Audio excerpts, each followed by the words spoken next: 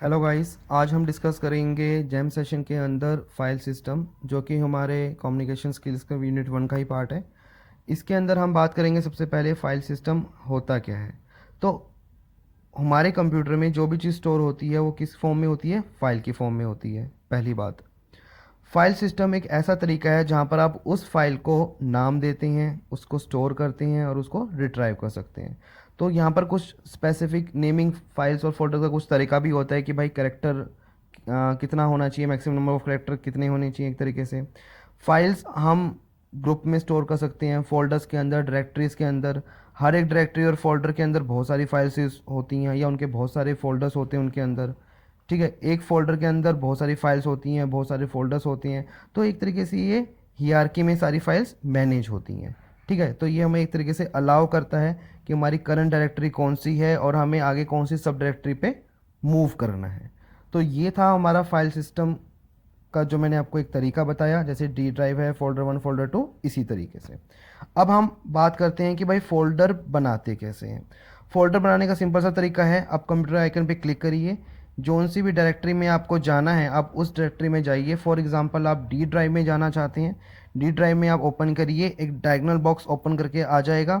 वहाँ पर आपको न्यू फोल्डर दिखाई देगा। ठीक है, तो आप न्यू फोल्डर पे क्लिक करके एक नया फोल्डर क्रिएट कर सकते हैं।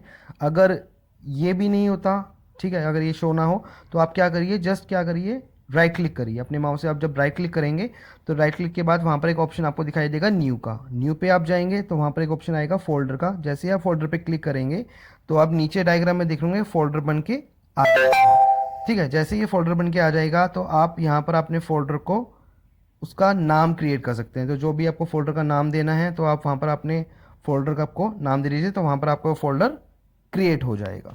तो ये तो था तरीका फोल्डर को क्रिएट करने का। अब यहाँ पर हम डिस्कस करेंगे कि फ़ाइल को कैसे क्रिएट किया जाता है। तो उसके लिए आप किसी भी ब्लैंक एरिया पे जाइए, वहाँ से अपने माउस से राइट क्लिक करिए। ठीक है, तो राइट क्लिक जब आप करेंगे तो आपको वही आपके ऑप्शन पे आपको न्यू पे जाना है। न्यू पे जाएंगे तो जोन से भी आप फाइल को क्रिएट करना चाहते हैं उस पर फाइल पे क्रिएट कर लीजिए। तो उस तरीके से आपकी फ़ाइल क्रिएट हो जाएगी। उसके बाद आता है कि अगर मुझे अपने फाइल या फोल्डर को रीनेम करना हो तो उसको हम कैसे रीनेम किया जाएगा। तो उसके लिए आपको अपने फाइल या फोल्डर पे राइट क्लिक करना है। ठीक है, वहाँ पर आपको एक ऑप्शन दिखाई देगा रीनेम का। आप रीनेम पे क्लिक करिए, जो भी आप नाम देना चाहते हैं उसको दीजिए और वो रीनेम हो जाएगा। उसके बाद आता है कि अगर मुझे फाइल्स एंड फोल्डर्स को कॉपी करना हो तो उसके हमारे पास दो तीन तरीके हैं। ठीक है, तो सबसे पहले मैं आपको बताऊंगा एक तरीके से शॉर्टकट। आप किसी भी फाइल और फोल्डर पे राइट क्लिक करिए, वहाँ पर आपको ऑप्शन दिखाई देगा कॉपी का। आप कॉपी का ऑप्शन को उसको सिलेक्ट करिए, तो वो जो फाइल और फोल्डर है तो वो एक तरीके से क्या हो जाएगा, कॉपी हो जाएगा। और जहाँ पर भी आप उसको पेस्ट करना चाहते हैं वहाँ पर जाके राइट क्लिक करिए। ठीक है, और वहाँ पर एक पेस्ट का ऑप्शन आएगा तो पेस्ट पे क्लिक कर दीजिए। दूसरा आता है तरीका drag and drop method. Drag and drop method में क्या होता है कि आप उस पर्टिकुलर फाइल या उस पर्टिकुलर फोल्डर को ड्रैग करिए और जहाँ पर भी आपको उसको पेस्ट करना है तो वहाँ पर उसको क्या कर दीजिए, ड्रॉप कर दीजिए। तीसरा तरीका आता है यूजिंग कीबोर्ड। ठीक है, आप किसी भी फाइल और फोल्डर को सिलेक्ट कर लीजिए, कंट्रोल प्लस सी, कॉपी हो जाएगा। जिस डेस्टिनेशन फोल्डर में आप उसको पेस्ट करना चाहते हैं वहाँ पर जाके आप वहाँ पर उसको क्या कर दीजिए, कंट्रोल प्लस वी कर दीजिए। तो वो जो फाइल और फोल्डर है वो आपकी वहाँ पर क्या हो जाएगी, पेस्ट हो जाएगी। अब हम डिस्कस करेंगे कि अगर मुझे अपने फाइल और फोल्डर को मूव करना हो, ठीक है, अपनी ओरिजिनल पोजीशन से उठा के अपनी नई पोजीशन पे रखना हो, तो यहाँ पर भी इसके दो तीन तरीके हैं। पहला तरीका हम देख लेते हैं कि आपको पर्टिकुलर किसी फाइल और फोल्डर पे वही राइट क्लिक करना है। राइट क्लिक करने के बाद वहाँ पर आपको एक ऑप्शन मिलेगा कट का, आप कट पे क्लिक करेंगे।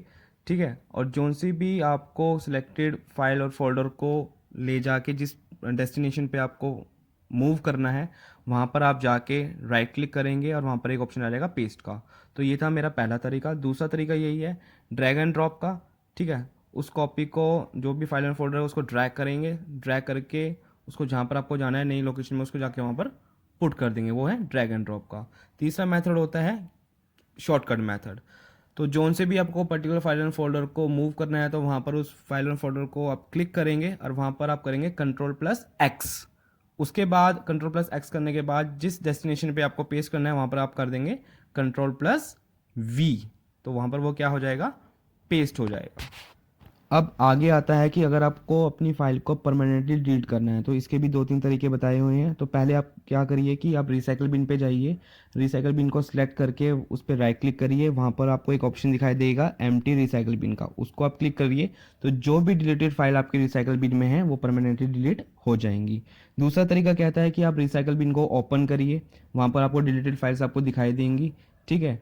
और एक तरीके से वहाँ पर राइट क्लिक करके एम्प्टी रिसाइकल बिन पे क्लिक कर दीजिए, वैसे भी जो डिलीटेड फाइल है वो डिलीट हो जाएंगी।